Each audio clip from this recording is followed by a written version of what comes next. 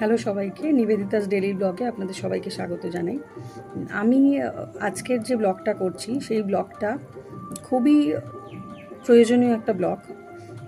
এইটা নিয়ে আমার কাছে অনেক রকম কোয়েরিজ এসছে, আমাকে পার্সোনালি বা ফেসবুকের মাধ্যমে বিভিন্ন সোশ্যাল মিডিয়ার মাধ্যমে আমাকে এই মেসেজেই কোয়েশ্চেনগুলো করা হয়েছে। সেই আনসারগুলো দেওয়ার জন্যই আজকে আমি এই ভিডিওটা করছি।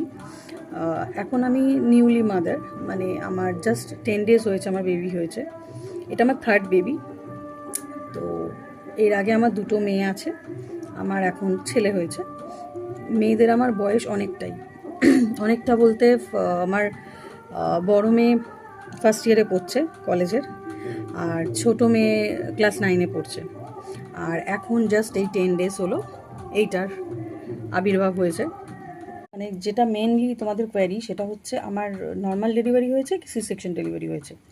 তো এইটার ব্যাপারে কেন এত কোয়ারিজ সেটাও তোমাদেরকে জানাই। আমার যে রিলেটিভ আছে বা যারা বন্ধুবান্ধব আছে তারা প্রত্যেকেই কম বেশি জানে যে আমার যে প্রথম দুই মেয়ে, সেই দুই মেয়ে সি সেকশন ডেলিভারি মানে সিজারিয়ান ডেলিভারিতে হয়েছিল। তো দুটো ম্যাক্সিমাম সিজারিয়ান ডেলিভারি করা যায়।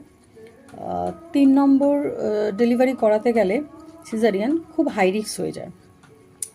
তো আমার যদিও এরকম অনেক কিছু কিছু ক্ষেত্রে হয়েছে যে দুটো সি সেকশন ডেলিভারি পরে একটা নর্মাল ডেলিভারি হয়ে গেছে, সেটা যদি অনেক বছরের গ্যাপ থাকে। তো আমারও গ্যাপটা অনেকটা বছরেরই, কারণ আমার ছোটো মেয়ের বয়স 14 ইয়ার। তো আমারটা অনেক বছরেরই গ্যাপ হয়ে গেছিলো এবং ডক্টররা বলেও ছিল যে যদি এরকম সম্ভাবনা হতে পারে যে আমার নর্মাল ডেলিভারি হতে পারে।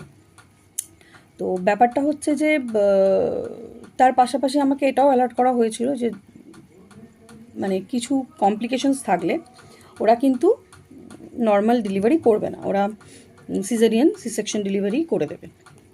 তো সেটা নিয়ে আমি খুব টেনশনে ছিলাম, যেহেতু প্রথম দুটো সি সেকশন, থার্ডটাও সি সেকশন ডেলিভারি হলে কতটা রিস্ক হতে পারে, কতটা এর হতে পারে। ডক্টর কিন্তু বলেছিলেন প্রথম থেকেই যে একটু হাই রিস্ক থাকতে পারে ব্লাড লসের ক্ষেত্রে।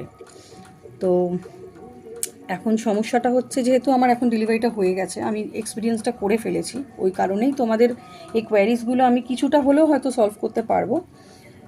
সমস্যাটা হচ্ছিল যে একটু বেশি, মানে আমার দুই মেয়ের বেলা তো আমি এক্সপিরিয়েন্স করেছি যে প্রেগনেন্সিতে কী কী প্রবলেম হতে পারে, কী কী কমপ্লিকেশনস হতে পারে, কী কী সিমটম হতে পারে।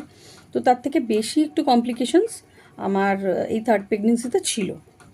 মানে আমি রাতে আমার ঘুম আসতো না সেরকম করে, ভোরবেলা 1 ঘন্টা 2 ঘন্টা ঘুমাতাম,